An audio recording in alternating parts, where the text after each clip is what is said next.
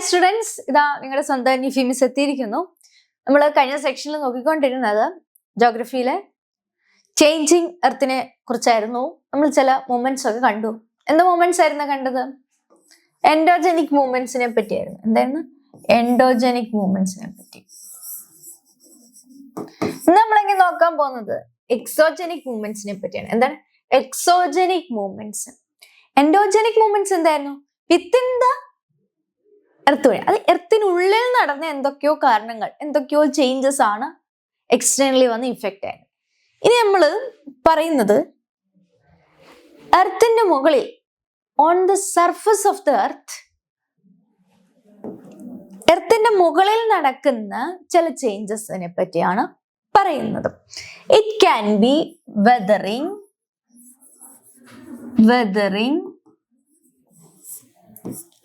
Erosion. മക്കൾ ഇതെല്ലാം കേട്ടിട്ടുള്ള ടേംസ് ആണ്. എന്നിരുന്നാലും മിസ് ഇന്ന് ഇത്തിരി കൂടി വ്യക്തമായി പറഞ്ഞു തരും. ഇനി തിരിഞ്ഞു പോകാത്ത രീതിയിൽ പറഞ്ഞു തരുന്നതാണ്. ഇറോഷൻ കഴിഞ്ഞു. ഇനി ട്രാൻസ്പോർട്ടേഷൻ, ഡെപ്പോസിഷൻ,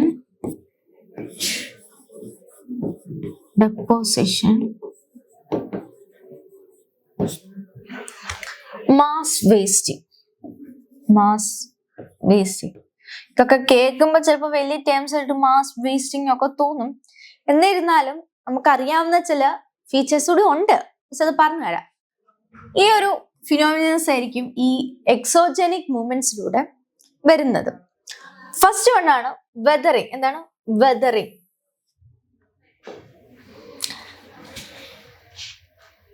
വെതറിങ്ങിന്റെ പ്രത്യേകത gravitational force, temperature change, molecular stresses, biochemical actions.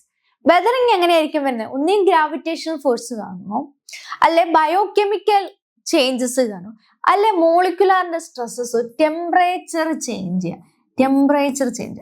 എന്തൊക്കെയാ? Gravitational force, temperature changes, molecular stresses, biochemical actions. ഇതിന്റെയൊക്കെ ഒരു പരിണിത ഫലമായിട്ടാണ് വെതറിങ് ഉണ്ടാവുന്നത്. ഇനി ഇറോഷൻ, ട്രാൻസ്പോർട്ടേഷൻ, ഡെപ്പോസിഷൻ നോക്കാം.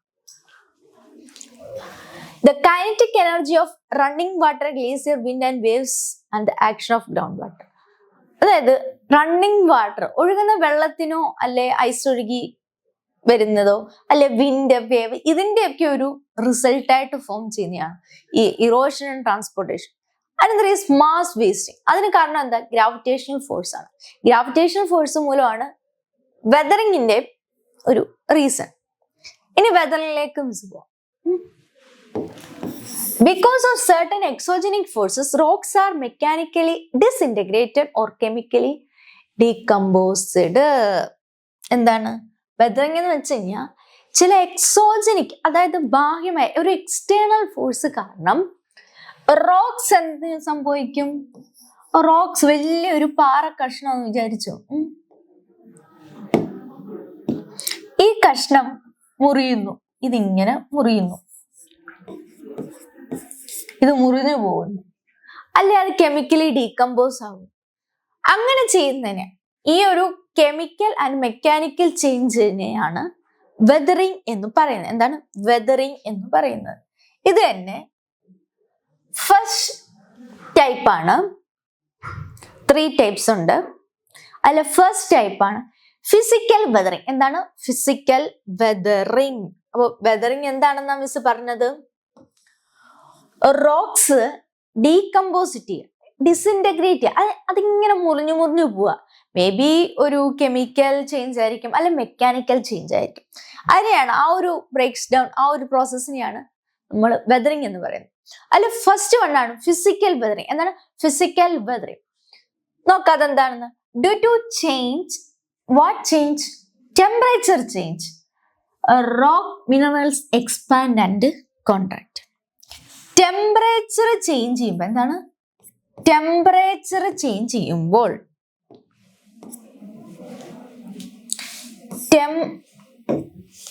സെറ്റായി. ടെമ്പറേച്ചർ ചേഞ്ച് ചെയ്യുമ്പം ഈ റോക്സിന്റെ മിനറൽസ് ചിലപ്പം എക്സ്പാൻഡ് ചെയ്യും, അല്ലെ കോൺട്രാക്ഷൻ അതിന് സംഭവിക്കും. ഒന്നീ അത് ഇങ്ങനെ വികസിക്കുക, അല്ലെ അത് ഇങ്ങനെ ചുരുങ്ങിപ്പോവും. നമ്മള് ചില ചൂട് കൊടുക്കുമ്പോൾ ഹീറ്റ് സംഭവിക്കുമ്പോൾ നമ്മൾ കെമിസ്ട്രി പഠിച്ചിട്ടില്ലേ, ഹീറ്റ് കൊടുക്കുമ്പോൾ കോൺട്രാക്ഷനോ എക്സ്പാൻഷനോ നടക്കും. അത് തന്നെയാണിത്. ഈ ഒരു പ്രോസസ്സാണ് ഇവിടെയും നടക്കുന്നത്.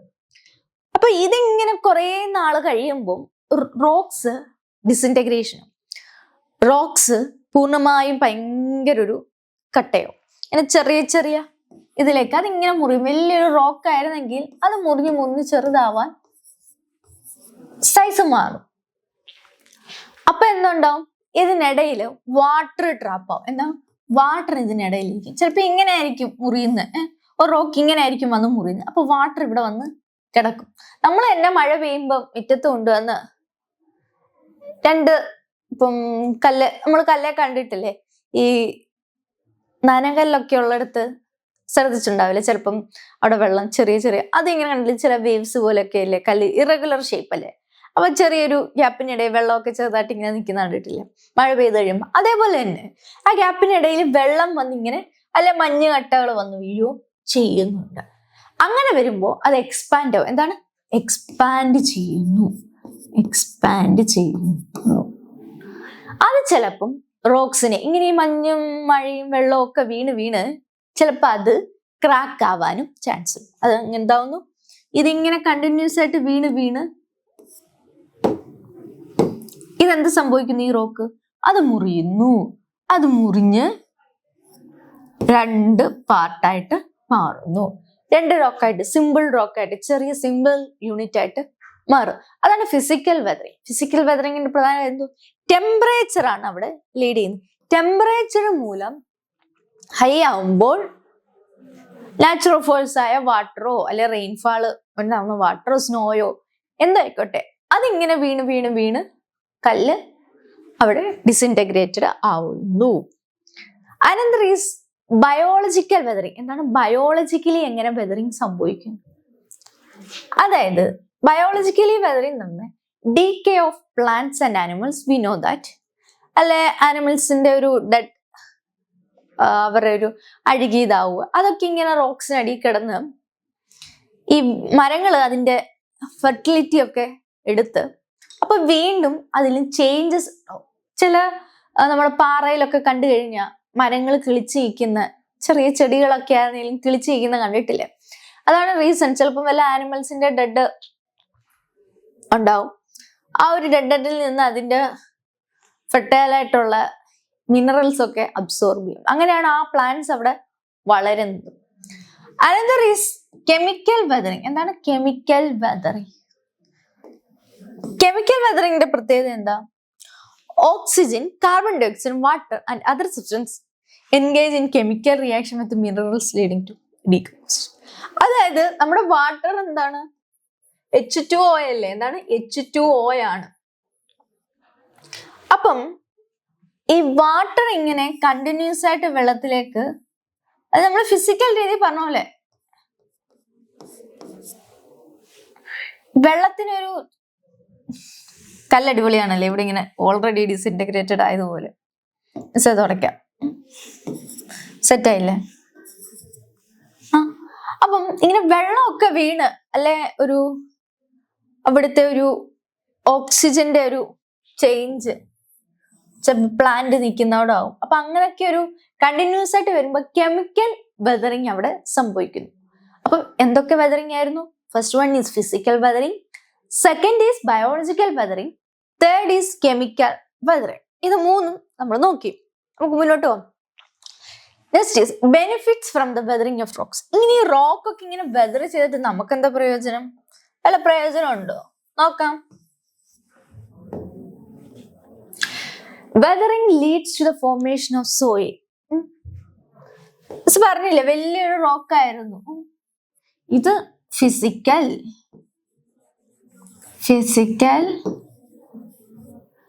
കെമിക്കൽ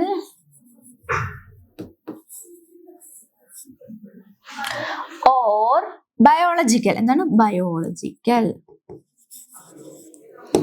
ബയോളജിക്കൽ ചേഞ്ചസ് കാരണം ഈ വലിയ റോക്ക് എന്ത് സംഭവിക്കുന്നു? ചെറുതാവുന്നു. എങ്ങനെ കാണിക്കാം? ഇങ്ങനെ ചെറുതാവുന്നു. ഇങ്ങനെ ചെറുതായി ചെറുതായി ചെറുതായി ഇത് ഇങ്ങനെ എർത്ത് സർഫസിൽ ഇങ്ങനെ വന്ന് കിടക്കും. അതൊരു സോയിൽ ഫോർമേഷന് വഴിതെളിക്കുന്നു. എന്താണ്? സോയിൽ ഫോർമേഷന് വഴിതെളിക്കുന്നു. അങ്ങനെ വഴിതെളിക്കാൻ നമ്മളെ സഹായിക്കുന്നു. അത് നേരത്തെ ഒരു പാറയായിരുന്ന സ്ഥലം പിന്നീട് നമ്മൾ വരുമ്പോൾ സോയിലായി കാണുന്നു. മേ ബി അവിടെ സെറ്റിൽ ഡൗണിലേക്ക് പോകുന്നു, അല്ലെ പുതിയ പ്ലാന്റ്സ് അവിടെ ഒക്കെ വരും. അങ്ങനെയുള്ള ഒരു ഫീച്ചേഴ്സ് ഒക്കെ ഉണ്ടാവും. Another is it helps to separate minerals from rocks. റോക്സിൽ നിന്ന് മിനറൽസിന് സെപ്പറേറ്റ് ചെയ്യാൻ സഹായിക്കുന്നു. അത് ഈ റോക്സിന് പോയല്ലോ, ഒന്നുകൂടി വരയ്ക്കാം. അതായത് ഇങ്ങനെ ഒരു ഹാർഡ് ഒരു ഫീച്ചർ അല്ല റോക്ക് എന്ന് പറയുന്നത്.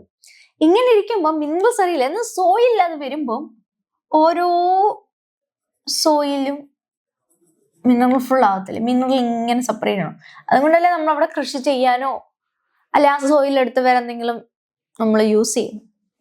അതാണ് പറഞ്ഞത്. അപ്പം മിനറൽസിനെ സെപ്പറേറ്റ് ചെയ്യാൻ ഈ റോക്കിന്റെ വെതറിങ് കാരണം സാധിക്കുന്നു. വെതറിങ് കാരണം റോക്ക് മൂലം സംഭവിക്കും. Okay, next benefit is it causes mineral enrichment. അത് മിനറൽ എൻറിച്ച്മെന്റ് ഉണ്ടാവുന്നു. കൂടുതൽ മിനറൽസ്, നേരത്തെ ഈ ഒരു ഇങ്ങനെ കൺജസ്റ്റഡ് ആയിട്ടിരുന്ന മിനറൽസ് പിന്നീട് ഓരോ സോയിലായിട്ട് സെപ്പറേറ്റ് എത്തുന്നു. എങ്ങനെ? ഓരോ സോയിലായിട്ട് സെപ്പറേറ്റ് എത്തുന്നു.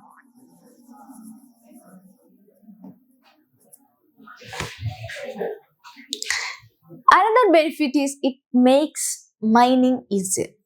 മൈനിങ് എന്താക്കുന്നു? ഈസിയർ ആക്കുന്നു. മൈനിങ് ഒക്കെ നടത്തുന്നത് കൂടുതലും ഈസി ആക്കുന്നു. അപ്പൊ എന്തൊക്കെയാണ് benefits? First one is weathering leads to the formation of soil create ചെയ്യാനായിട്ട് ഹെൽപ്ഫുൾ ആവുന്നു. അല്ലെങ്കിൽ it separate minerals from rocks. റോക്സിൽ നിന്ന് മിനറൽസിനെ സെപ്പറേറ്റ് ചെയ്യുന്നു. Another benefit is mineral enrichment ഉണ്ടാകുന്നു. മിനറൽ എൻറിച്ച്മെന്റ് ഉണ്ടാകാൻ സഹായിക്കുന്നു. Another benefit is making mining easier ആക്കും. എന്താണ്? മൈനിങ് ഈസിയർ ആക്കുന്നു. അതാണ് വെതറിങ്. അനദർ എക്സോജനിക് മൂവ്മെന്റ് ആണ് ഇറോഷൻ, ട്രാൻസ്പോർട്ടേഷൻ, ഡെപ്പോസിഷൻ. ഈ ഒരു ഇതെന്ന് വെച്ച് കഴിഞ്ഞാൽ ഈ ഒരു മൂവ്മെന്റ് നടക്കുന്ന റണ്ണിങ് വാട്ടറോ ഗ്ലേസിയേഴ്സോ വിൻഡിന്റെയോ വേവിന്റെ എന്തൊക്കെയാണ്? Running water,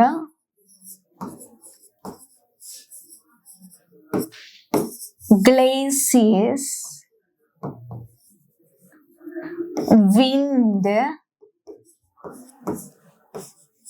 waves.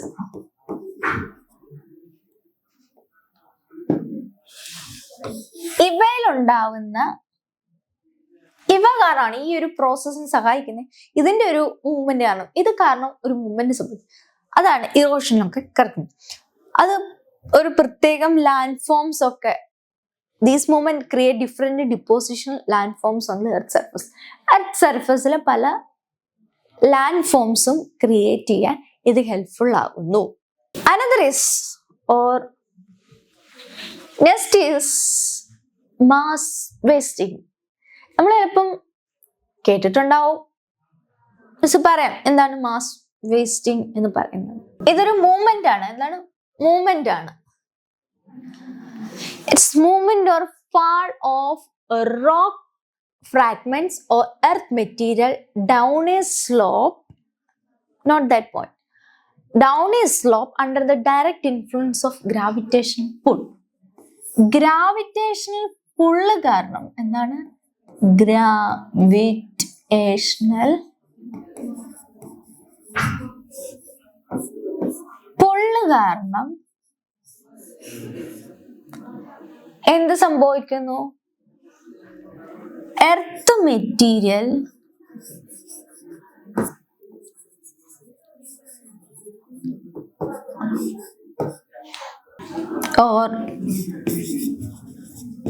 or rock fragments ഇതെന്തുണ്ടാവുന്നു? Slope down. ഇത് താഴേക്ക് എത്തുന്നു. അതായത് ഈ എർത്തിൻ്റെ അതായത് മണ്ണൊക്കെ പെട്ടെന്ന് ഒരു ഇത്തിരി ഹൈ അല്ലേ, മേ ബി ഇറ്റ്സ് ആ ഒരു മൂവ്മെൻ്റ് എന്ന് പറയുന്നത് സ്ലോപ്സ് ഡൗണിൽ വരുന്നു എന്ന് പറഞ്ഞില്ല എർത്ത് മെറ്റീരിയൽസ്. അത് ചിലപ്പോൾ ഹൈ തിക്കോടെ ആയിരിക്കും, അല്ലെ ലോ തിക്നെസ് ആയിരിക്കും. തിക്നെസ് കൂടിയും കുറഞ്ഞും വരും. പിന്നെ അതിൻ്റെ ആ ഒരു സ്ലോപ്പിംഗ് ഡൗണിൻ്റെ സ്പീഡും വേരിയേഷന് സംഭവിക്കണം. It ranges from very slow movement to rapid movement. ചിലപ്പോൾ സ്ലോ മൂവ്മെൻ്റ് ആയിരിക്കും, സംടൈംസ് ഇതെന്തായിരിക്കും, ഈ സ്ലോപ്പ് ഡൗൺ ചെയ്യുന്ന എന്തുവാ, റാപ്പിഡ്ലി ആയിരിക്കും, അല്ലെ സ്ലോ മൂവ്മെൻ്റ് ആയിരിക്കും, സ്ലോലി ആയിരിക്കും. അപ്പം റാപ്പിഡ്ലി ആവും, സ്ലോലി ആവാനുള്ള ചാൻസസ് ഉണ്ട്. Mass wasting can be vary from the sliding of a very thin layer of soil to the fall of large quantities of earth material. അതാണ് miss പറഞ്ഞത്. Sometimes ഈ earth materials fall ചെയ്യുന്നത് ചിലപ്പോൾ കുറച്ച് quantity ആയിരിക്കും, sometimes high quantity ആയിരിക്കും വരുന്നത്. അങ്ങനെ ആ ഒരു സ്ലോപ്പിംഗ് ഡൗൺ, ആ ഒരു ഫിനോമിനയാണ്, ആ ഒരു ഇതിനെയാണ് നമ്മൾ മാസ് വേസ്റ്റിംഗ് എന്ന് പറയുന്നത്. അപ്പം എന്താണ് മാസ് വേസ്റ്റിംഗ് എന്ന് പറയുന്നത്? ഇത് ഒന്നുകൂടി പറയാം.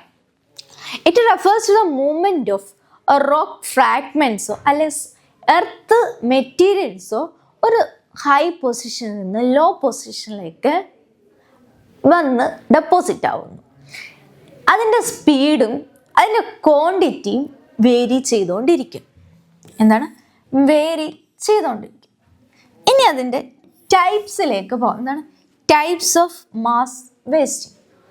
First one is land sliding, rock fall, മലയിടിച്ചിൽ, land fall, rock fall, land slide, debris flow, land subsidence. അത് ഇടിഞ്ഞു വീഴുക, ഭൂമി ഇങ്ങനെ ഇടിഞ്ഞു താഴിലാണ് പറയുന്നത്. ഇനി അടുത്ത ഡെബ്രി ഫ്ലോ എന്താ നോക്കാം. ഡെബ്രി ഫ്ലോ എന്താണെന്ന് നോക്കാം. The sudden movement of rock debris and soil mixed with water down a steep slope under the direct influence of gravity. അതായത് ഗ്രാവിറ്റിയുടെ കാരണം, ഇൻഫ്ലുവൻസ് കാരണം, അതിൻ്റെ ഡയറക്റ്റ് ഇൻഫ്ലുവൻസ് കാരണം, ഇതാണ് direct influence.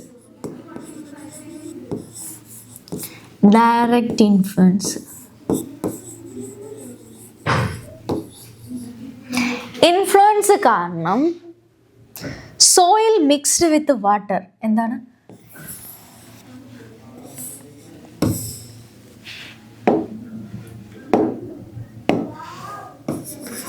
Soil plus water എന്ത് ചെയ്യും?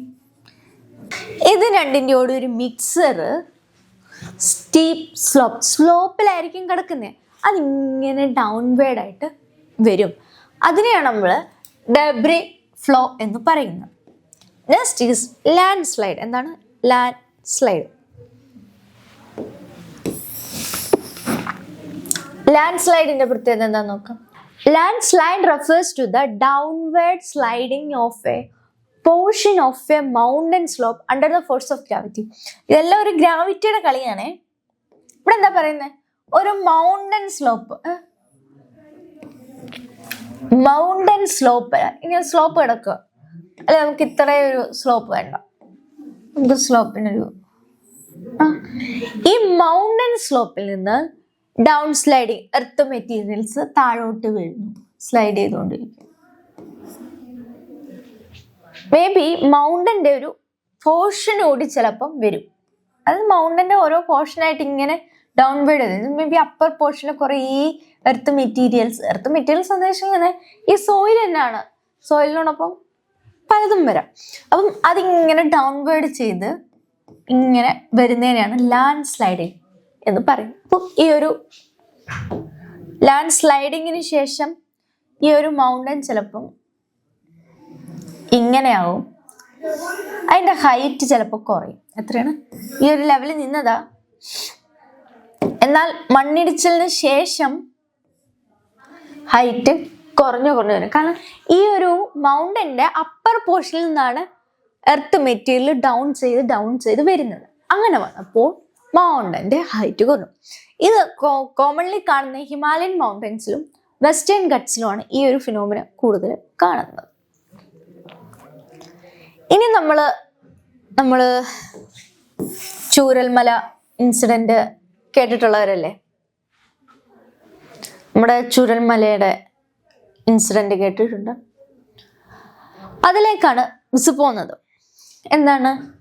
ഉരുൾപൊട്ടൽ. നോക്കാം ആ ഒരു ഫിനോമിന എന്താണെന്ന് ഉദ്ദേശിക്കും. In the hilly regions of Kerala, intense rainfall often triggers land slide or debris flow. എന്താണ് റെയിൻഫാൾ? എങ്ങനത്തെ റെയിൻഫാള്? ഇന്റൻസ് ആയിട്ടുള്ള, എന്താണ്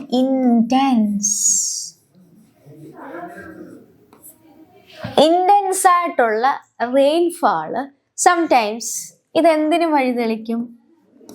ലാൻഡ് സ്ലൈഡിനോ അഥവാ ഡെബ്രിസ് ഫ്ലോയ്ക്കോ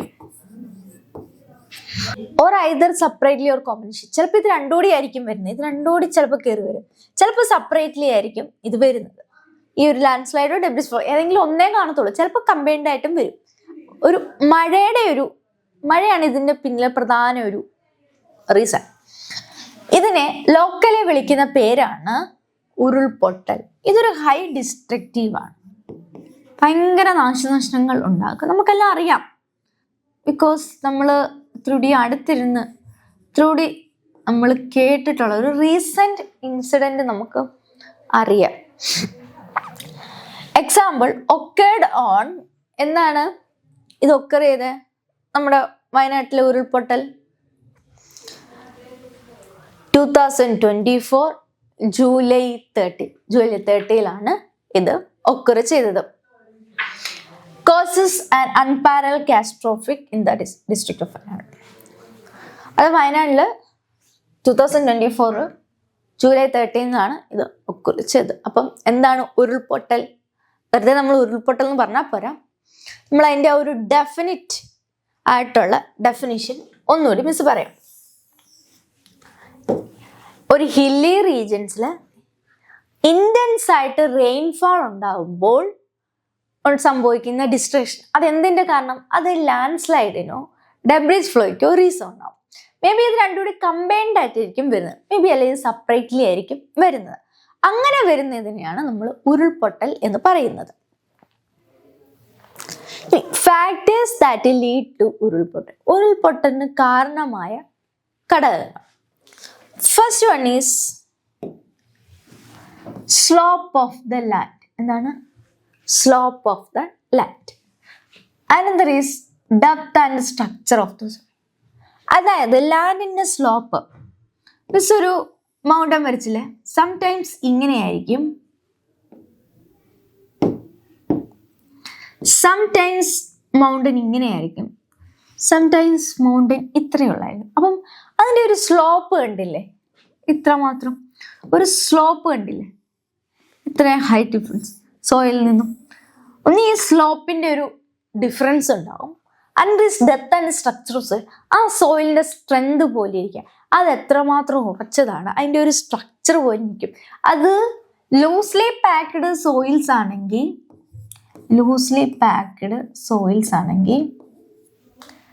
എന്ത് സംഭവിക്കും? പെട്ടെന്ന് ഈ റെയിൻ ചെറുതായിട്ടൊന്ന് വന്നാൽ മതി, റെയിൻ കാരണം അത് താഴോട്ട് വരും. എന്നാൽ ടൈറ്റ്ലി പാക്ക്ഡ് ആണെങ്കിൽ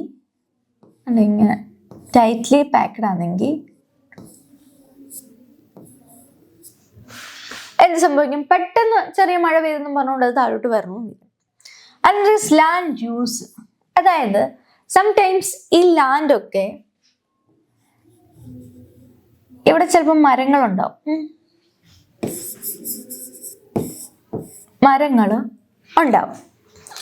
സംടൈംസ് ഈ ലാൻഡ് യൂസ് ചെയ്യുന്ന എന്തെങ്കിലും കൊമേഴ്ഷ്യൽ പർപ്പസ് ആയ പുതിയ കെട്ടിടങ്ങൾ വെക്കാനോ എന്നാണ് കെട്ടിടങ്ങൾ വെക്കാനോ വല്ലതാണ്. അപ്പൊ വരുമ്പം ഈ മഴ വരുമ്പം ആ മണ്ണ് പിടിച്ചു നിർത്താൻ മാത്രം മരങ്ങൾ ഇല്ല എങ്കിൽ സോയില് വീണ്ടും താഴോട്ട് വന്നുകൊണ്ടിരിക്കും. അപ്പൊ വരുമ്പോ ഇവിടെ ഡിസ്ട്രക്ഷൻ സംഭവിക്കും. അതാണ് ലാൻഡ് യൂസ് എന്ന് പറയുന്നത്. ആൻഡ് ഡിസ്ട്രിബ്യൂഷൻ ഓഫ് സ്ട്രീംസ് ഒക്കെ എങ്ങനെയാണ് അതിന്റെ ഡിസ്ട്രിബ്യൂഷൻ അനുസരിച്ചും ഇരിക്കും. അപ്പം എന്തൊക്കെയാണ് ഉരുൾപൊട്ടലിന്റെ ഫാക്ടേഴ്സ് പറഞ്ഞത്? സ്ലോപ്പ് ഓഫ് ദ ലാൻഡിന്റെ സ്ലോപ്പ് എത്രമാത്രം ഉണ്ടെന്ന് നോക്കും. And depth and structure of the soil, ആ ഒരു സോയിലിന്റെ ഡെപ്തും സ്ട്രക്ചറും എങ്ങനെയാണെന്ന് നോക്കും. ആൻഡ് ലാൻഡ് എങ്ങനെയാണ് യൂസ് ചെയ്തിരിക്കുന്നത്. ആൻഡ് ഡിസ്ട്രിബ്യൂഷൻ ഓഫ് സ്ട്രീംസ് എങ്ങനെ ഡിസ്ട്രിബ്യൂട്ട് ചെയ്തിരിക്കുന്നു. അപ്പം മിസ് എന്തൊക്കെയാണ് ഉരുൾപൊട്ടലിന്റെ ലീഡ് ചെയ്യുന്ന ഫാക്ടേഴ്സ് ആയിട്ട് പറഞ്ഞത്? സ്ലോപ്പ് ഉണ്ട്, depth and structure of the soil ഉണ്ട്, ലാൻഡ് യൂസ് ഉണ്ട്, ഡിസ്ട്രിബ്യൂഷൻ ഓഫ് സ്ട്രീംസ് ഉണ്ട്. ഇനി മിസ് പറഞ്ഞല്ലോ ഈ ഉരുൾപൊട്ടൽ വരുന്നത് ലാൻഡ് സ്ലൈഡും ഡെബ്രിസ് നിന്ന് ഫ്ലോയും കൂടി ഒരുമിച്ച് വരുന്നതാണ്. ഇനി അത് വരുന്നതിന്റെ ആ ഒരു ഫ്ലോ വരുന്നതിന്റെ റീസൺ എന്താ? ഹെവി റെയിൻഫാള്. എന്താണ് heavy റെയിൻഫാള്?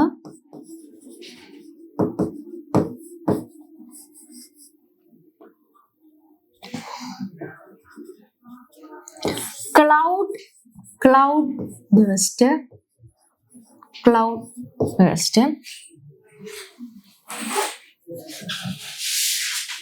Another reason is earthquake.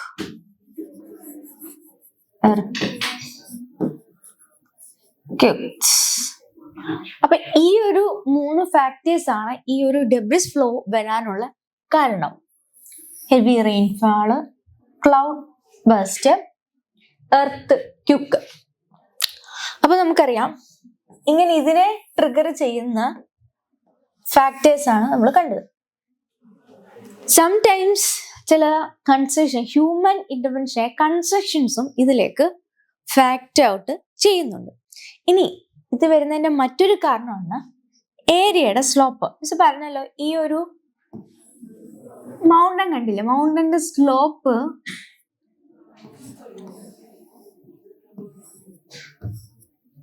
കണ്ടോ പല രീതിയിലല്ലേ ഓരോ മൗണ്ടന്റെ സ്ലോപ്പ് വരുന്നത്. ഇനി ഇത്രയും ഹൈറ്റ് ഉള്ളയാണെങ്കിൽ പോലും പലതിന്റെ സ്ലോപ്പ് വ്യത്യാസമായിരിക്കും. അപ്പൊ ആ സ്ലോപ്പ് മോർ ദാൻ 22 ഡിഗ്രി ആണെങ്കിൽ എന്താണ് more than 22 area width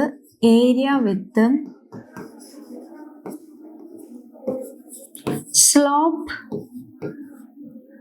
of more than 22. എത്രയാണ്? മോർ ദാൻ 22നെക്കാട്ടി ഹൈ ആണെങ്കിൽ, കൂടുതലാണെങ്കിൽ ഈ ഒരു ലാൻഡ് സ്ലൈഡ് അല്ല ഉരുൾപൊട്ടലൊക്കെ വരാനുള്ള ചാൻസസ് എക്സ്പീരിയൻസ് കൂടുതലാണ്.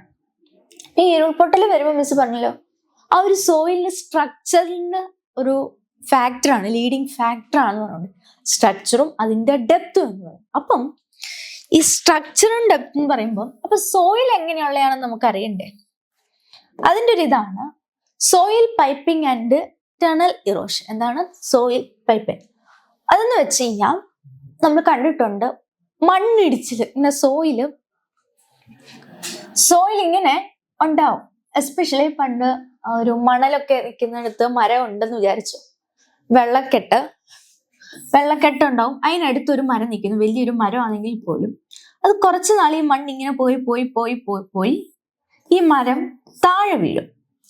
ആ ഒരു ഇതിനെയാണ്, അതായത് അവിടുത്തെ മണ്ണിന്റെ സ്ട്രെങ്തും കാര്യങ്ങളും വ്യത്യാസമാണ്. വെള്ളമായിട്ട് പെട്ടെന്ന് അലിഞ്ഞ് വെള്ളത്തിലേക്ക് മണ്ണ് വീണിട്ട് അവിടെ നിൽക്കുന്ന മരങ്ങൾ, അഥവാ ഇപ്പൊ ബിൽഡിംഗ് ആണെങ്കിൽ building what ever it is, അതെപ്പോഴും നേരത്തെ പറഞ്ഞ കുന്നിൽ നിന്ന് കുന്നിറങ്ങി വരുന്ന പോലെയായിരുന്നു.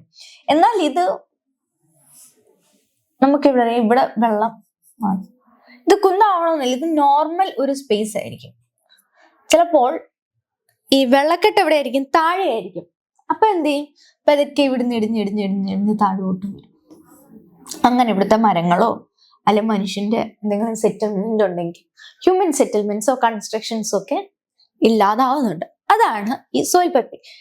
The removal of subsurface soil by water creates underground channels to pipes and process is called soil piping.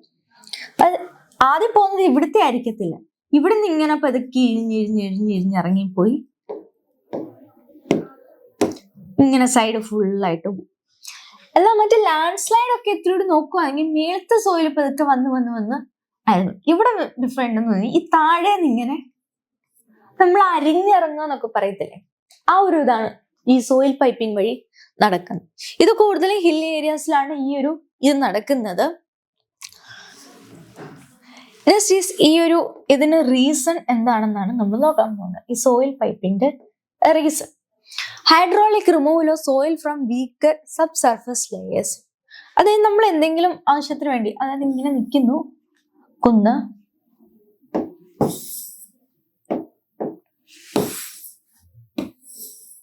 കുന്നിങ്ങനെ നിൽക്കുന്നു, ഇവിടെ വെള്ളം ഒഴുകുന്നു,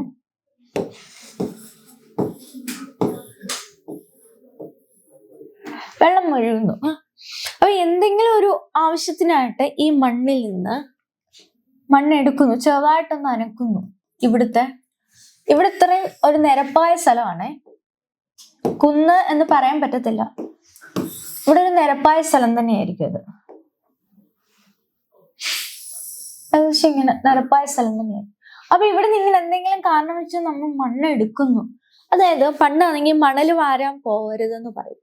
അതായത് മണലെടുക്കുന്ന വഴി ആ ഒരു ഡിഫറൻസ് വരും. അതുകൊണ്ടാണ് അന്ന് അത് പറഞ്ഞുകൊണ്ടിരുന്നത്. നമ്മൾ എന്തെങ്കിലും ഒരു ഇതിനായിട്ട് സോയിലും എന്തെങ്കിലും കാരണവശാൽ ചിലപ്പോ ഇവിടെ ഒരു മരം ഉണ്ടായിരുന്നെന്ന് പിന്നെ വിചാരിച്ചോ, ആ മരം മുറിക്കേണ്ട ആവശ്യം വന്നു. മരം മുറിക്കേണ്ട ഒരു ആവശ്യം വന്നപ്പം മരം പോയി. അപ്പൊ അവിടുത്തെ മണ്ണിന് ഒരു ചലനം സംഭവിച്ചു, ഒരു ഇളക്കം സംഭവിച്ചു.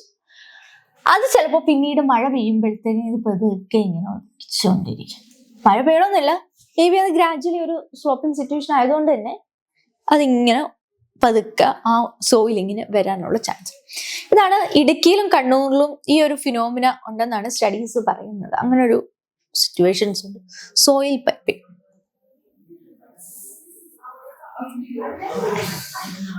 ഇനി ഇങ്ങനെയുള്ള ഈ ലാൻഡ് സ്ലൈഡ്, ഉരുൾപൊട്ടല്, പിന്നെ സോയിൽ പൈപ്പിങ്, ഇങ്ങനെയുള്ള സിറ്റുവേഷൻസിനെ തരണം ചെയ്യാൻ വേണ്ടി technically technological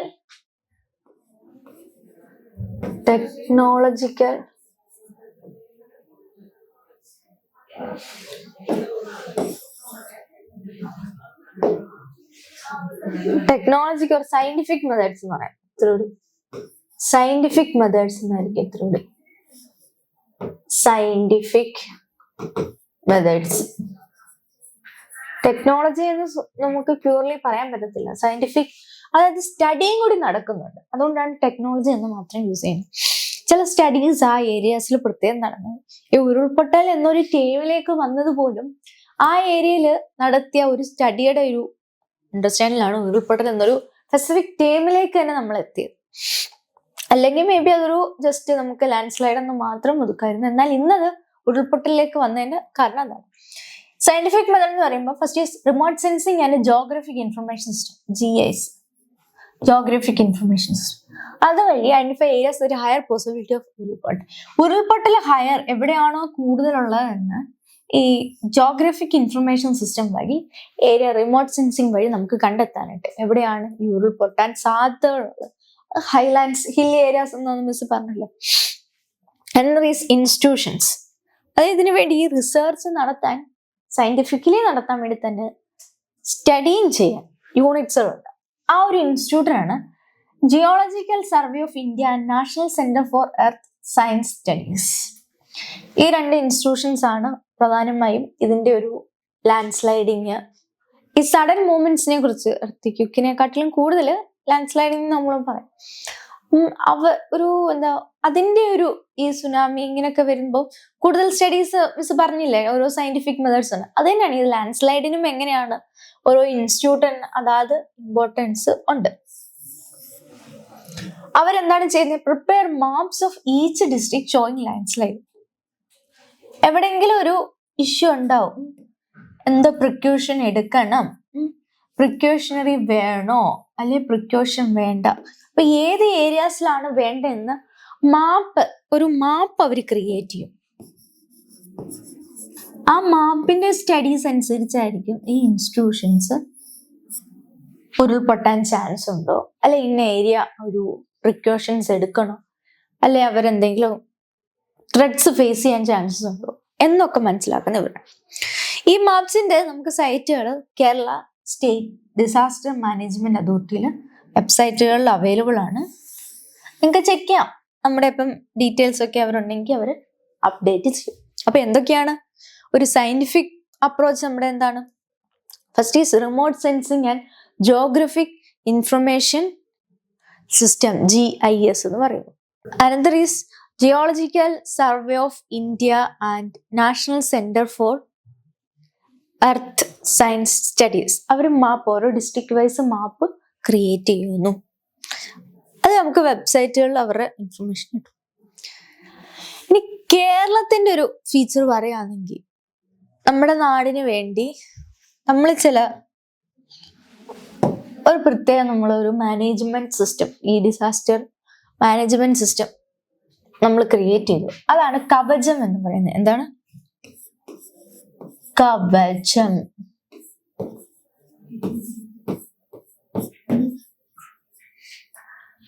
Kerala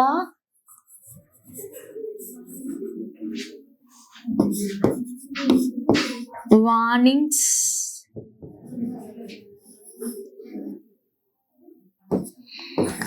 crisis and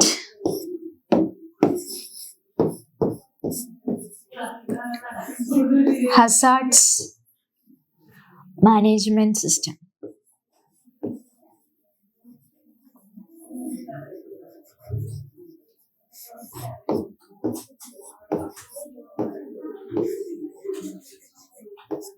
management system എന്താണ്? Kerala warning crisis hazards management system. ഇത് ജനുവരി 2025 നമ്മൾ ലോഞ്ച് ചെയ്തത്. ഇത് എന്തിനാണ്? ഇത് കേരളമാണ് ആദ്യമായി ഇങ്ങനൊരു സിസ്റ്റം, വാർണിംഗ് സിസ്റ്റമായിട്ട് കൺട്രി നമ്മുടെ ഇന്ത്യയിൽ തന്നെ ഇൻട്രൊഡ്യൂസ് ചെയ്തത്. ഇംപ്ലിമെന്റ് ചെയ്തെന്നും പറയാം. ഇംപ്ലിമെന്റ് ചെയ്തത് ഇത് ഡിസാസ്റ്റർ മാനേജ്മെന്റ് എങ്ങനെ നടക്കുന്നു എന്നതിന് നമുക്ക് വീക്ഷിക്കാനാണ്. ഇത് ഫണ്ട് ചെയ്യുന്നത്, the project was funded by national disaster management authority and world bank as a part of national cyclone risk mitigation project. എന്താണ്?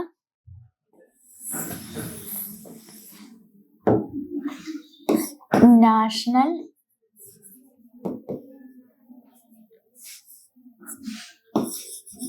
Cyclone risk management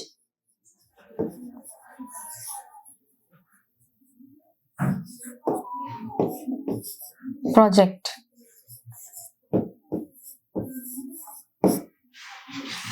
NCRMP.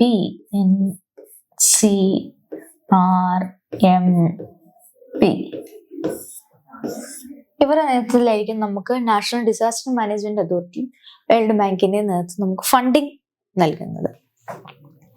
ഇതിന്റെ എയിം എന്താണ്? ഡിസാസ്റ്റർ ഉള്ള ഏരിയാസ്, ഡിസാസ്റ്റർ വരാൻ ചാൻസസ് ഉള്ള ഏരിയാസിനെ കണ്ടെത്തുക, അവരെ monitor ചെയ്യുക. എന്താണ് അവിടെ നടക്കാൻ പോകുന്നത്, എന്തൊക്കെയോ ഉണ്ടാവാൻ ചാൻസ് ഉണ്ട്, ചെറിയൊരു മഴ എത്രമാത്രം ഇമ്പാക്റ്റ് അവർക്ക് ഉണ്ടാവും എന്നത് ഇതിലൂടെ കാണിക്കാൻ സഹായിക്കും. ഇനി ഫീച്ചേഴ്സ് പറയുകയാണെങ്കിൽ, ensure the use of modern technology in disaster mitigation activities. ഈ ഡിസാസ്റ്റർ മിറ്റിഗേഷൻ, ഡിസാസ്റ്ററിനെ നമുക്ക് പ്രതിരോധിക്കാൻ വേണ്ടി, അതിൻ്റെ ഒരു ഇമ്പാക്റ്റ് എങ്ങനെയാണെന്നൊക്കെ അറിയാൻ വേണ്ടി നമ്മൾ ടെക്നോളജികളെ യൂസ് ചെയ്യുന്നു. മോഡേൺ ടെക്നോളജിയിൽ നമ്മൾ യൂസ് ചെയ്യുന്നു. അതിൻ്റെ ഒരു ഭാഗമായിട്ടാണ് നമ്മൾ പറഞ്ഞില്ല കവചം എന്നൊക്കെ വന്നത്. And this all disaster prone areas of Kerala are covered under this integrated warning system. ഈ ഒരു സിസ്റ്റത്തിലായിരിക്കും എല്ലാ നമ്മുടെ ഡിസാസ്റ്റർ പ്രോൺ ഏരിയാസ്, ഡിസാസ്റ്റർ ഉണ്ടാവാൻ ചാൻസ് ഉണ്ട്, അല്ലെങ്കിൽ അവർ ഫേസ് ചെയ്തിട്ടുണ്ട്, ഇനി വരാൻ ചാൻസ് ഉണ്ടാവും, ഇങ്ങനെ എല്ലാ ഏരിയാസിനെയും ഈ ഒരു ആക്ടിവിറ്റിയുടെ അണ്ടറിലായിരിക്കും വരുന്നത്. വർക്കിംഗ് പ്രൊസീജിയർ എങ്ങനെയാണെന്ന് വെച്ചാൽ, if any disaster is dictated public is alerted through 3 കാര്യങ്ങൾ. ഇത് വന്നു കഴിഞ്ഞാൽ പബ്ലിക്കിനെ അലേർട്ട് ചെയ്യുന്ന എങ്ങനെയാ? Location based SMS. എന്താണ് ലൊക്കേഷൻ ബേസ്ഡ് SMS. അത് ടെസ്റ്റ് മെസ്സേജ്. അവരുടെ ലൊക്കേഷൻ എന്താണെന്ന് മനസ്സിലാക്കും. അതിനനുസരിച്ച് നമ്മുടെ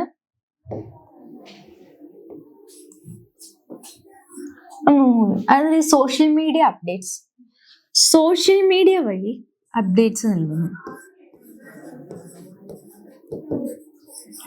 സോഷ്യൽ മീഡിയ അപ്ഡേറ്റ്സ്.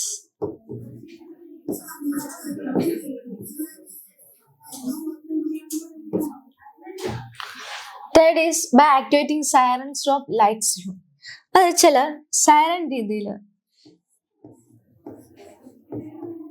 സൈറൻ പോലെ ഈ ലൈറ്റ് യൂണിറ്റ്സുകളുണ്ട്.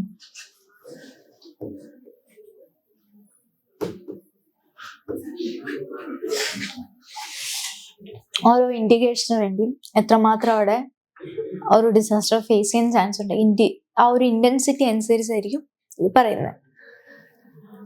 ഓരോ ഡിഫറെന്റ് ലെവലിലും അതിൻ്റെതായ പ്രിക്യൂഷണറി മെഷേഴ്സ് എടുക്കുന്നുമുണ്ട്.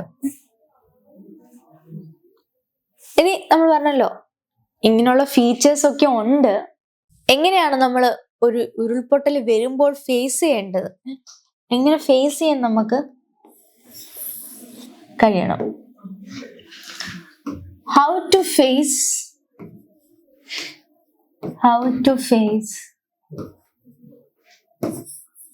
ഉരുൾപൊട്ടൽ.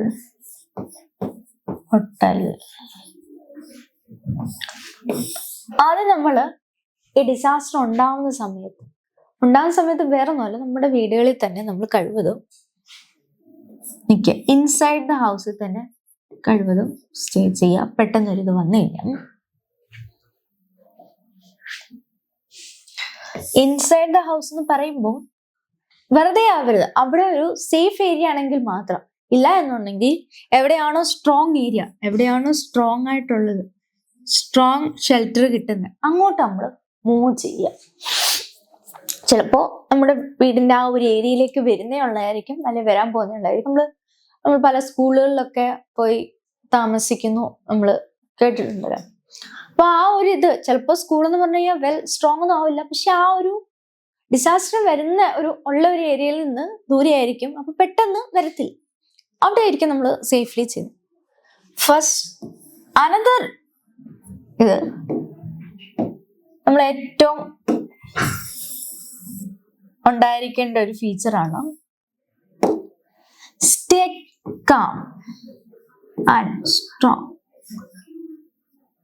നമ്മൾ ഒത്തിരി പാനിക് ആവാതിരിക്കുക. നമ്മൾ ഭയം വേണ്ട, ജാഗ്രത മതി. ഒത്തിരി പേടിച്ച് നമ്മൾ ടെൻഷനായി ചിലപ്പോൾ നമുക്ക് എന്താണ് ചെയ്യേണ്ടതെന്ന് ആ ഒരു സിറ്റുവേഷനിൽ നമുക്ക് അറിയാൻ പറ്റാതെ. അതുകൊണ്ട് തന്നെ നമ്മൾ കാമായിരിക്കുക. ചിലപ്പോൾ മേ ബി നമ്മുടെ വീട്ടിലേക്ക് ആളുകൾ വരുമായിരിക്കും, അല്ലെങ്കിൽ നമ്മൾ നിൽക്കുന്ന ആ സ്ഥലത്തേക്ക് ആളുകൾ വരുമായിരിക്കും. അപ്പൊ നമ്മൾ അവരെ കാമോട് തന്നെ നമ്മൾ ശ്രദ്ധിക്കാൻ ശ്രമിക്കുക. നമ്മുടെ വേണ്ടപ്പെട്ടവരാണ് പോകുന്നത്. ആ ഒരു സമയത്ത് നമ്മുടെ മൈൻഡ് നമ്മളൊന്ന് അലേർട്ടായി നിൽക്കുക. നമുക്ക് എന്താണ് അന്നേരം ചെയ്യാൻ കഴിയുന്നത്, നമുക്ക് സോഷ്യൽ മീഡിയ വഴി നമ്മുടെ സിറ്റുവേഷൻ നമുക്ക് പറയാം. അതുകൊണ്ടാണ് കാമായിരിക്കണം. അല്ലെങ്കിൽ നമുക്ക് നമ്മുടെ സിറ്റുവേഷൻ പറയാൻ പറ്റാതായിരിക്കും, ഇതിന് പുറത്തുള്ളവരോട് പറയാൻ പറ്റാതെ. അങ്ങനെ വരുമ്പോൾ ഒരു പ്രിക്യൂഷണറി പീപ്പിൾ, ആ ഒരു ആളുകൾക്ക് അവിടെ എത്താൻ അപ്രോച്ച് ചെയ്യാൻ പറ്റാതെ ഇപ്പൊ എന്താണ് നടക്കുന്നത്. അതുകൊണ്ട് തന്നെ എന്തായാലും നമ്മൾ ഈ സോഷ്യൽ മീഡിയ വഴിയായാലും എങ്ങനെയായാലും മറ്റൊരു ഏരിയയിലുള്ളവരല്ലേ നമ്മൾ അറിയിക്കുക എന്നതാണ് നമ്മുടെ ഫസ്റ്റ് പ്രയോറിറ്റി.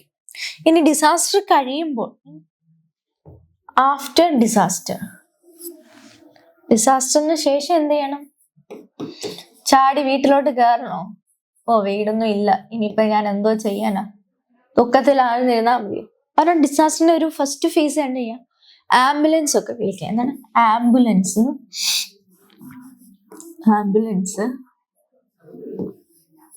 Rescue vehicles. അതായത് നമുക്കിപ്പോ തോണിയെങ്കിൽ തോണി, അതെങ്ങനെയാണോ നമുക്ക് പറ്റുന്നത്. ചിലപ്പോൾ നമുക്ക് അവിടെ പാലത്തിന് ചിലപ്പം ടൈം എടുക്കും, അപ്പൊ തോണിയെങ്കിൽ തോണി. അപ്പൊ എങ്ങനെയാണോ വെള്ളം കയറുമല്ലോ, മണ്ണിടിച്ചിലായി കഴിയുമ്പം പാലം പണിയുക എന്ന് പറയുന്നത് പെട്ടെന്നൊരു ഇതായിരിക്കത്തില്ല. എന്നിരുന്നാലും നമുക്ക് പറ്റുന്നത്ര വെഹിക്കിളും കാര്യങ്ങളും നമുക്ക് അതിലേക്ക് ഇൻഫോം ചെയ്യാം വിത്തൗട്ട് എനി ഒബ്സ്ട്രക്ഷൻ. അതിലൊരു തടസ്സമില്ലാതെ നമ്മൾ റിപ്പോർട്ട് ചെയ്യാം. Report immediately to the authorities. അതായത് ഇങ്ങനെ എന്തെങ്കിലും വരുന്നു, അതായത് അത് മാത്രമല്ല, ഈ ഉരുൾ പൊട്ടി വരുമ്പോൾ മരങ്ങളോ അല്ലെ സോയിൽ എർത്ത് മെറ്റീരിയൽസ് മാത്രമല്ല വരുന്നത്. നമുക്കറിയാം മൊബൈൽ ടവറുകൾ ഉണ്ടാവും, ഇലക്ട്രിസിറ്റി ആൻഡ് ഇലക്ട്രിക് ലൈനുകൾ ഉണ്ടാവും. അതെന്തെങ്കിലും ഡാമേജ് ആവുന്നു, മേ ബി ഷെയ്ക്ക് വരുമ്പോൾ ആദ്യം ഇങ്ങനെ പതുക്കെ ഒരു വരുമ്പോൾ നമ്മൾ അറിയണമെന്നില്ല, നമുക്കത് പെട്ടെന്ന് ഫീൽ ആവണമെന്നില്ല. ചിലപ്പോൾ അവിടെ നിൽക്കുന്ന ഒരു മരം അല്ലെ ഈ ഇലക്ട്രിക് പോസ്റ്റിനൊക്കെ ആയിരിക്കും ചിലപ്പോൾ നമുക്ക് നന്നായിട്ടൊരു ഷെയ്ക്ക് ഫീൽ ചെയ്യാൻ പറ്റുന്നത്. അപ്പൊ അങ്ങനെ എന്തെങ്കിലും തോന്നുവാണെങ്കിൽ അത് അതോറിറ്റീസിനെ അറിയിക്കാം. എവിടെയാണോ ഉള്ളതെന്ന് വെച്ച് കഴിഞ്ഞാൽ ഒരു അതോറിറ്റി ഏതാണോ വെച്ച് കഴിഞ്ഞാൽ അതോറിറ്റീസിനെ ഇൻഫോം ചെയ്യാം. അത് നമ്മുടെ ഒരു പ്രയോറിറ്റിയിൽ ഒന്നാണ്. ഇങ്ങനെ ഒരു സിറ്റുവേഷൻ ഫേസ് ചെയ്യാൻ ഇടവരുത്തല്ലേ എന്ന് തന്നെ നമുക്ക് അങ്ങനെ തന്നെ ഒരു വിശ്വാസത്തോടെ തന്നെ നിൽക്കാം. എന്നിരുന്നാലും നമ്മൾ അലേർട്ടായിരിക്കണം. ബിക്കോസ് നമ്മുടെ ഒരു ഇന്ത്യയുടെ ഒരു ജോഗ്രഫി, ഇന്ത്യയിലെ തന്നെ ഏതൊരു സ്റ്റേറ്റ്, എസ്പെഷ്യലി നമ്മുടെ കേരളം തന്നെ നോക്കാം, അതിൻ്റെ ഒരു ജോഗ്രഫിക്കൽ സ്ട്രക്ചർ നോക്കുമ്പോൾ നമുക്ക് ഓഷ്യൻസ് ഉണ്ട്,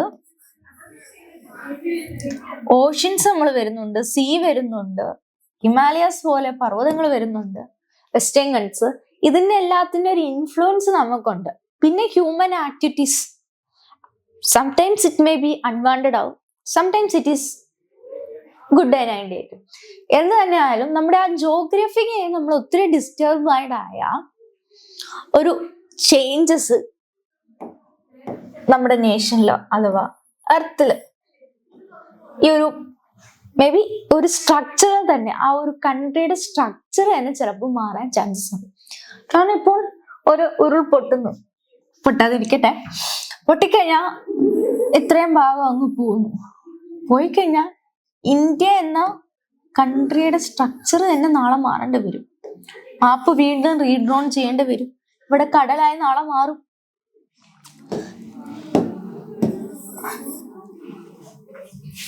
അപ്പം മിസ് ഇന്ന് എന്തൊക്കെയായിരുന്നു പറഞ്ഞത്? നമ്മൾ ഉരുൾപൊട്ടലിലേക്ക് എങ്ങനെ എക്സോജീനിക് മൂവ്മെന്റ്സ്, എർത്തിന്റെ മൂവ്മെന്റ്സ്, അതായത് ആ ഉപരിതലത്തിൽ തന്നെ വെതറിങ് ഉണ്ടെന്ന് പറഞ്ഞു. വെതറിങ് 3 ടൈപ്സ് ആണെന്ന് പറഞ്ഞു.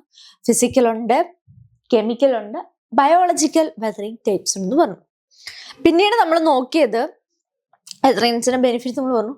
ഇറോഷൻ, ട്രാൻസ്പോർട്ടേഷൻ, ഡെപ്പോസിഷൻ, അതായത് റണ്ണിങ് വാട്ടർ ആൻഡ് ഗ്ലേസിയേഴ്സ്, ഇതിന്റെ ഇഫക്റ്റ് മൂലം എന്തൊക്കെയാണ് ഒരു സർഫസ് ഓഫ് ദി എർത്തിൽ ഉണ്ടാകുന്ന ചേഞ്ച് എന്തൊക്കെയാണെന്ന് പറഞ്ഞു. അതിന്റെ ഭാഗമായിട്ട് നമ്മൾ മാസ് വേസ്റ്റിംഗ്, അതായത് ഒരു ബണ്ടിലായിട്ട് എർത്ത് മെറ്റീരിയൽസ് വരുന്നു, പിന്നീട് ഡെപ്പോസിറ്റ് ആകുന്നു. അതിന്റെ ഭാഗമായിട്ടാണ് ഈ ലാൻഡ് സ്ലൈഡും ലാൻഡ് ഫാളും റോക്ക് ഫാളും ഡെബ്രിസ് ഫ്ലോയും. പിന്നീട് ലാൻഡ് സ്ലൈഡിന് ഒരു ലോക്കൽ നിയമമായിട്ട് നമ്മൾ പറഞ്ഞു ഉരുൾപൊട്ടൽ എന്താണെന്നും അതിനെ ഒരു പ്രതിരോധിക്കാൻ വേണ്ടി ടെക്നിക്കൽ സപ്പോർട്ട് എന്തൊക്കെയാണെന്നും ആ ടെക്നിക്കൽ സപ്പോർട്ടിൽ കേരള ഗവൺമെന്റ് എടുത്ത ഇനിഷ്യേറ്റീവ്സ് എന്താണെന്നും പിന്നീട് ആ ഒരു സിറ്റുവേഷൻ നമ്മൾ ഫേസ് വരുവാണെങ്കിൽ എങ്ങനെ ഫേസ് ചെയ്യണം, ഡിസാസ്റ്ററിന് മുമ്പും ഡിസാസ്റ്റർ കഴിഞ്ഞിട്ട് നമ്മൾ എങ്ങനെ ആ സിറ്റുവേഷനെ എങ്ങനെ ഫേസ് ചെയ്യണമെന്നാണ് മിസ് പറഞ്ഞത്. മക്കൾക്കത് മനസ്സിലായെന്ന് വിശ്വസിക്കുന്നു. നമ്മൾ കേട്ടിട്ടുള്ള ഒരു ടോപ്പിക് തന്നെയാണ്, ബട്ട് അതിന്റെ ഇത്തിരി കൂടി ഒരു സയന്റിഫിക് ലെവൽ, ഇത്തിരി കൂടി ഡീപ് ഡെഫിനിഷനിലേക്കൊക്കെ ആയിരുന്നു മിസ് പറഞ്ഞത്. എന്നും കേൾക്കുന്നതാണ്. നമ്മൾ ഇനിയായാലും പത്രം കാണുമ്പോഴോ എവിടെയായാലും കേൾക്കുമ്പോഴോ നമുക്കൊരു ഡെഫിനിഷൻ പ്യൂർലി നമുക്ക് പറയാൻ സാധിക്കണം. ഒരു എക്സാമിന് എഴുതുമ്പോൾ ചിലപ്പോൾ നിങ്ങൾക്ക് കൺഫ്യൂഷൻ ഉണ്ടാവും. ഇതെനിക്ക് അറിയാമല്ലോ, ഉരുൾപൊട്ടൽ അറിയാമല്ലോ, ഞാൻ കണ്ടിട്ടുള്ളത്, ഞാൻ കേട്ടിട്ടുള്ളത്, ഞാൻ അനുഭവിച്ചിട്ടുള്ളതാണ് എന്ന് നമുക്ക് പറയാൻ നമ്മുടേതായ രീതിയിൽ എഴുതിയില്ലെങ്കിലും നമുക്കത് എക്സ്പ്രസ് ചെയ്യാൻ കഴിയണം. എക്സാമിന് വേണ്ടി മാത്രമല്ല, ഇനി വരുമ്പോൾ നമുക്ക് അല്ലാതൊരു റിയൽ ലൈഫ് ഇൻസിഡന്റിലായാലും നമുക്കിത് പറയാൻ കഴിയണം. നമ്മൾ കണ്ടിട്ടുണ്ട്, എക്സ്പീരിയൻസ് ചെയ്തിട്ടുണ്ട്, കേട്ടിട്ടുണ്ട് എന്ന് മാത്രം പറഞ്ഞാൽ പോരെ. ഇതെന്താണ്, ഇതിന്റെ ടെക്നോളജിക്കൽ സയന്റിഫിക് മെത്തേഡ്സ് എങ്ങനെയാണെന്നും അതെങ്ങനെ ഓരോ സ്റ്റേറ്റിൻ്റെയൊക്കെ എങ്ങനെയാണ് നടക്കുന്നത്, ആരുടെ അണ്ടറിലാണ്, ആരാണ് ഫണ്ട് ചെയ്യുന്നത്, ഇതൊക്കെ നമ്മൾ അറിഞ്ഞിരിക്കുക. എക്സാമിന് വേണ്ടി മാത്രമല്ല, റിയൽ ലൈഫിലും നമുക്ക് യൂസ്ഫുൾ ആയിരിക്കും. അപ്പം ഈ ടേംസ് എല്ലാം മക്കൾ ഒന്നുകൂടി അത് റിവൈൻഡ് അടിച്ച് കേൾക്കുക, ആദ്യം തൊട്ട് കേൾക്കുക, സ്കിപ്പ് അടിക്കാതിരിക്കുക. ചെറിയ പോയിന്റ്സ് ആണെങ്കിൽ പോലും എക്സാമിന് ചെല്ലുമ്പോൾ ചിലപ്പോൾ കൺഫ്യൂഷൻസ് ഉണ്ടാവും. അതുകൊണ്ട് തന്നെ മിസ് പറയുന്നത് ഇത് വീണ്ടും വീണ്ടും കേൾക്കണമെന്ന്. അപ്പം മിസ്സിന്റെ ഇന്നത്തെ ഈ സെക്ഷൻ കഴിയുന്നു. Bye students.